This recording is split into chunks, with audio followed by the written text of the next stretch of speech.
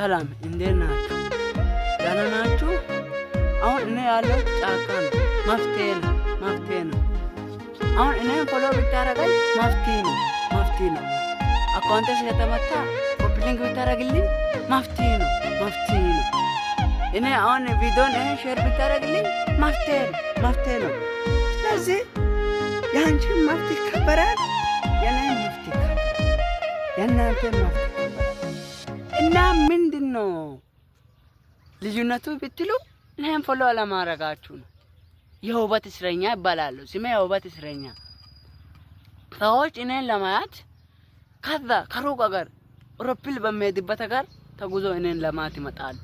ሀገሬ ላይ ያለው ሰው ግን እኔን አያይም። እዚህ አሁን ኤክስፕሎር ያደርጋል። አታርግ፣ ኤክስፕሎር አታርግ፣ ጠብቅ፣ ረጋ በል፣ ፎሎ አርግ፣ ኮፒሊንግ አርግ፣ ሼር አርግ። አለቃ አካውንቴ ተመቷል።